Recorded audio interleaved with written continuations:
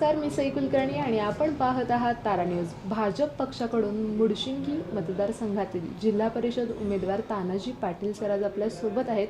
त्यांनी आतापर्यंत सरपंच, उपसरपंच म्हणून देखील काम बघितलेलं आहे. ग्रामपंचायत सदस्य देखील ते होते, बिनविरोध निवडून आले होते आणि आता राजाराम सहकारी साखर कारखान्याचे संचालक देखील आहेत. तर त्यांच्याशी आज आपण संवाद साधूया आणि त्यांचं नेमकं विकासाचं विजन काय असणार आहे ते जाणून घेण्याचा प्रयत्न करूया. नमस्कार सर, आपलं स्वागत आहे. नमस्कार. तर सर, मला पहिला प्रश्न हाच विचारायचा की ग्रामपंचायत सदस्य, सरपंच, उपसरपंच इतकी पदं आपण घेतलेली आहेत आणि आता जिल्हा परिषद निवडणूक लढवण्यामागचं नेमकं कारण काय? गेले 15 वर्ष झालं मी ग्रामपंचायत गडमुडशिंगीमध्ये त्या ठिकाणी सत्ता आमच्या गटाची आहे किंवा आमच्या पॅनेलची आहे. त्या गावातील जनतेनं आमच्या गटाला गेले 15 वर्ष बहुमत देऊन आम्हाला त्या ठिकाणी काम करायची संधी दिलेली आहे. आता 15 वर्षांनंतर एक टप्पा असतात राजकारणाचं. ग्रामपंचायत सदस्य, ग्रामपंचायतचे सरपंच, त्यानंतर पंचायत समिती, जिल्हा परिषद. म्हणजे हे जिल्हा परिषद हे माझ्यासाठी आता प्रमोशन आहे म्हणायचं. म्हणजे वरिष्ठ नेत्यांनी, आमचे नेते आदरणीय अमल माडिक साहेब, धनंजय माडिक साहेब यांनी आम्ही ग्रामपंचायतमध्ये गेल्या 15 वर्षामध्ये जे काही काम केलं, जे काही नाविन्यपूर्ण उपक्रम आम्ही राबवले, त्याची दखल घेऊन या ठिकाणी त्या ठिकाणी मला त्यांनी उमेदवारी जिल्हा परिषदची दिली. 15 वर्षांनंतर तुम्ही आता ग्रामपंचायतमध्ये न काम करता जिल्हा स्तरावर येऊन काम करावे अशी त्यांनी इच्छा व्यक्त केल्यानंतर मी ही उमेदवारी स्वीकारलेली आहे भारतीय जनता पार्टीकडून. साहेब, आता तुम्ही म्हटला 15 वर्ष जवळजवळ गावकऱ्यांनी आपल्यावर विश्वास ठेवला आहे. हा विश्वास टिकवण्याचं नेमकं गमक काय आहे सांग? ग्रामस्थांना आमच्या म्हणजे खेड्यातल्या सगळ्याच ग्रामस्थांच्या अपेक्षा असतात की ग्रामपंचायतकडून त्यांच्याकडनं फार मोठ्या अपेक्षाची काय मागणी नसते, पण ज्या भौतिक सुविधा, प्राथमिक सुविधा असतात, रस्ते, लाईट, गटर, पाणी आणि स्वच्छता, ह्या ज्या मूलभूत सुविधा आहेत त्यांना जर आपण पुरवल्या तर त्या माणसांना 100% आपल्यावर विश्वास बसतो. त्याचंच एक फलित म्हणून आम्हाला त्या ठिकाणी त्यांनी 15 वर्ष ह्या गोष्टी आम्ही प्रोव्हाइड केल्या. पंचगंगा नदीवरनं थेट पाईपलाईन आणली, गावाला आम्ही खर्चासाठी पाणी दिलं, तलावामध्ये पाणी सोडलं, स्वच्छतेसाठी घंटागाड्या, ट्रॅक्टर, ट्रॉली, असं म्हणजे ज्या लोकांना आवश्यक बाबी आहेत, ज्या सुविधा पाहिजेत त्या देण्याचा प्रयत्न आम्ही 15 वर्ष ग्रामपंचायतच्या माध्यमातून केलेला आहे. त्यामुळं लोकांना आम्हाला सातत्यानं 15 वर्ष सलग सत्ता दिलेली आहे, काम करायची संधी दिलेली आहे. कोरोना काळात आपण थेट पाईपलाईनची योजना आणली. ती योजना आणण्यामागचा निर्णय तुम्ही कसा घेतला? खरं तर 15वा वित्त आयोग जो केंद्र शासनाचा निधी असतो, तो निधी आम्ही 3 वर्ष असा साठवून ठेवलेला होता.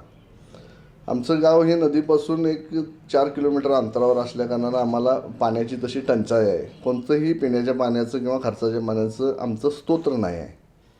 आम्हाला महाराष्ट्र जीवन प्राधिकरणाच्या पाईपलाईनवरच डिपेंड राहावं लागत होतं आणि त्या पाणी विकत घेत होतो आम्ही. प्रति 1000 लिटरला 16 रुपये, प्रति 1000 लिटरला 18. त्यांचे जे चार्जेस आहेत ते भागवून एक दिवस आडानं आम्ही 6 लाख लिटर पाणी त्यांच्याकडनं विकत घेत होतो.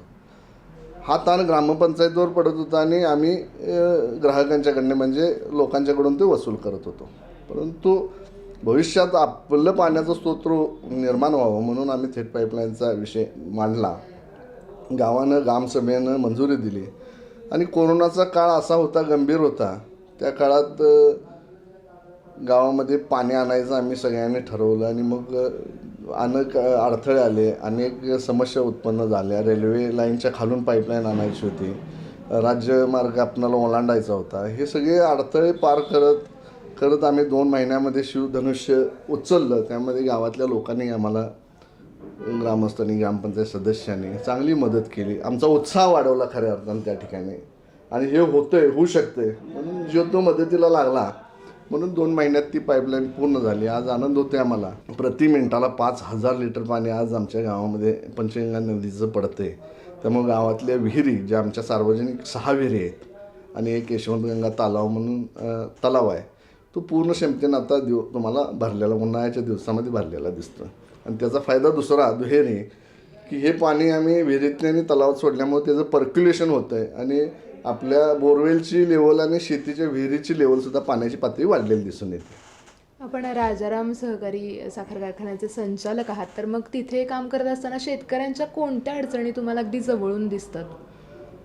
तर मी राजाराम कारखान्याचा संचालक म्हणून मला यावेळी संधी दिली. माझं आता 3रं वर्ष त्या ठिकाणी संचालक म्हणून काम. ती माझ्यासाठी जिल्हा स्तरावर काम करण्याची ती पहिली संधी माझी नेत्यांनी मला दिली. आमचे नेते आदरणीय महादेवराव महाडिक साहेबांनी विश्वास टाकला आणि माझ्यासारख्या तरुणाला त्या ठिकाणी काम करायची संधी त्यांनी दिली. काम करत असताना राजाराम कारखान्याच्या माध्यमातून काम करत असताना लोकांना काय फार मोठ्या अपेक्षा नसतात, पण त्यांचा ऊस आहे तो वेळेत जावावा. त्यांना त्या ऊसाचा मोबदला, ते दर आहे तो दर माफक मिळावा, चांगल्या पद्धतीने मिळावा. त्याचबरोबर ऊसावरील जे काय शेअर्सची साखर असते किंवा टनेजची साखर असते ती आम्हाला मिळावी. ह्या गोष्टी असतात. त्यांच्या ऊसांची नोंद लवकरात लवकर व्हावी. ह्या शेतकऱ्यांच्या माफक अपेक्षा असतात आणि त्या आम्ही कारखान्याच्या शेती विभागामार्फत 100% पूर्ण करते. आता जिल्हा परिषदमध्ये आपल्याला जाण्याची संधी मिळाली, तर मग आपण शेतकऱ्यांसाठी कोणती ठोस पावलं उचलणार आहात? आता जिल्हा परिषदेसाठी जात असताना त्या ठिकाणी आता 7 तारखेला समजेल. आता फार ओव्हर कॉन्फिडन्समध्ये बोलण्यात पण काय अपेक्षा नाही, परंतु जनता जनार्दन ठरवेल की कामाचा माणूस कोण आहे आणि कामाचा माणूस कोण आहे ते ठरवल्यानंतर जर मला त्या ठिकाणी संधी मिळाली काम करायची, तर 100% जे विभाग आहेत जिल्हा परिषदचे, मग आरोग्य विभाग असू दे, कृषी विभाग असू दे, त्यानंतर बांधकाम विभाग असू दे, जे काही विभाग आहेत, महिला बालकल्याण विभाग असू दे, प्रत्येक विभागाचा खाली आम्हाला अभ्यास असल्यामुळं ग्रामपंचायतचा त्या ठिकाणी चांगली मांडणी करून ज्या ज्या गोष्टी आवश्यक आहेत, मग शेती विभागाचं म्हणताय तुम्ही, तर शेती विभागात शेतकऱ्यांना ज्या काही गोष्टी आवश्यक असतात त्या प्रोव्हाइड होतात. म्हणजे जिल्हा परिषदच्या माध्यमातून अनुसूचित जाती जमातीच्या लोकांना, मागासवर्गीय लोकांना किंवा अल्पभूधारक शेतकऱ्यांना जिल्हा परिषदमार्फत बऱ्याच योजना आहेत. म्हणजे शेती अवजार मिळतात, त्यानंतर बी बियाणं मिळतात. ते 100% त्या माध्यमातून आम्ही देण्याचा प्रयत्न करणार. याआधी तुम्ही पक्षामार्फत निधी आणून भरपूर कामं केलेली आहेत, पण यानंतर पद मिळाल्यानंतर कोणत्या विकास कामांना प्राधान्य द्याल जास्त करून? आता या ठिकाणी पहिली आमच्या गावाला गरज होती ती जिल्हा परिषदच्या मराठी शाळेची. सुमारे 1200 मुलं त्या ठिकाणी मुलं मुली शिक्षण घेतात, गरिबांची मुलं घेतात. त्या ठिकाणी भव्य मोठी इमारत व्हावी अशी इच्छा ग्रामस्थांची होती, शिक्षकांची होती. ती पूर्ण झाली. या राज्याचे नेतृत्व करणारे आदरणीय मुख्यमंत्री देवेंद्रजी फडणवीस साहेबांनी 7 कोटी रुपयाचा निधी दिला. भव्य अशी इमारत त्या ठिकाणी आता उभी होत्या. 80% काम पूर्ण झालं आहे. भविष्याच्या काळामध्ये आमच्या गावाच्या वैभवात भर घालणारी एक गोष्ट आहे, ती म्हणजे यशवंतगंगा सागर तलाव आहे. त्या तलावाचा मिनी रंकाळा, म्हणजे त्याचं सुशोभीकरण करायचं आणि त्याचा कायापालट करायचा, वॉकिंग ट्रॅक किंवा त्या ठिकाणी ते जे काही दूषित पाणी त्यामध्ये मिक्स होते त्याचं फिल्टरेशन करणे, अशा वेगवेगळ्या पद्धतीनं त्या तळ्याचं डेव्हलपमेंट. आमच्या गावची एक सार्वजनिक स्मशानभूमी आहे. सर्व जाती धर्माची लोक त्या ठिकाणी तो विधी करतात. त्या स्मशानभूमीचं डेव्हलपमेंट करायचं आहे. महिलांच्यासाठी आपणाला आरोग्य शिबिरं किंवा महिलांच्यासाठी आता चिंचवाडमध्ये फिरत असताना महिलांनी एक अपेक्षा परवा व्यक्त केली की आमच्यासाठी जिमची व्यवस्था करा.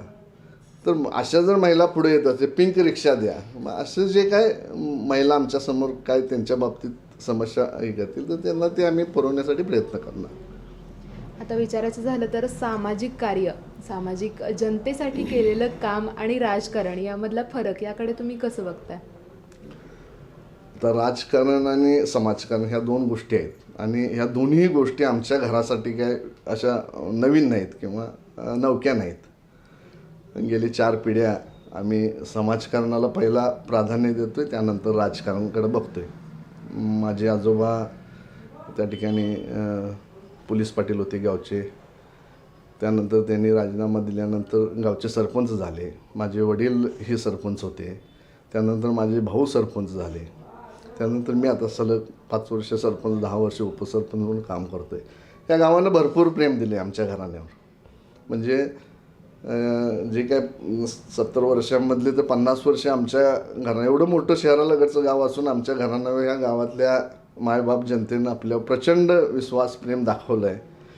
त्यामुळं ह्या गावाच्या जनतेचं आम्ही ऋणी आहे आणि जे काही जनतेची अपेक्षित कामं असतील ती भविष्यात आम्ही करण्यासाठी कटिबद्ध असणार आहे. त्यामध्ये राजकारण हा पार्ट दुय्यम आहे आमच्यासाठी.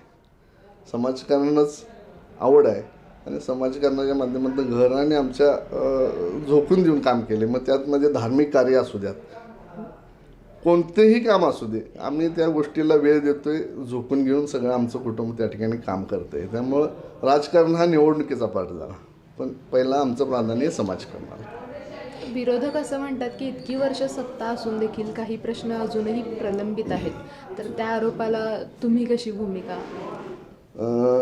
विरोधकांच्या त्या आरोपामध्ये थोडंसं तथ्य आहे, मी नाही म्हणत नाही, कारण ते आपण स्वीकारलं पाहिजे. शहराला गटचं आमचं गाव आहे आणि आमच्या गावामध्ये झपाट्यानं लोकवस्ती वाढायला लागली, डेव्हलपमेंट्स कॉलन्या व्हायला लागल्यात. ग्रामपंचायतीवर प्रचंड मोठा ताण त्या गोष्टीचा पडतो. म्हणजे गावची लोकसंख्या जर 10 वर्षापूर्वी आमची 10,000 असेल तर आता ती 30-40 हजारच्या घरात गेली. म्हणजे ह्या 10 वर्षामध्ये वाढलेला हा ताण आहे आणि तो ताण ग्रामपंचायतच्या अर्थव्यवस्थेवर आलेला आहे. म्हणजे भौतिक सुविधा ज्या आहेत, प्राथमिक सुविधा आहेत, त्या देण्यासाठी निधी लागतो आपल्याकडं.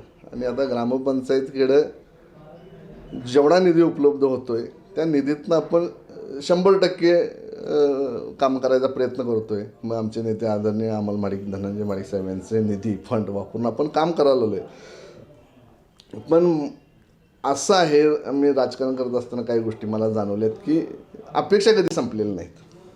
म्हणजे जोपर्यंत मानवाचा जन्म आहे तोपर्यंत माणसांच्या अपेक्षा संपलेल्या नाहीत, अपेक्षा ह्या वाढतच जातात. त्यामुळे विरोधकांनी जरी म्हटलं की बाबा एवढी 15 वर्ष सत्ता त्यांच्याकडे आहे पण अजून प्रलंबित आहे, पण येणाऱ्या काळामध्ये आमदार अमल माडिक साहेब असेल, आमची ग्रामपंचायत असेल आणि जिल्हा परिषदच्या माध्यमातून त्यातले जरी 100% आमच्याकडनं पूर्ण नाही झाले तर आम्ही 80-90% तरी जे काय प्रलंबित प्रश्न आहेत ते सोडवण्याचा प्रयत्न करणार. आता निवडून आल्यानंतर देखील जनता तुमच्याशी संपर्क कसा साधू शकेल आणि कुठे?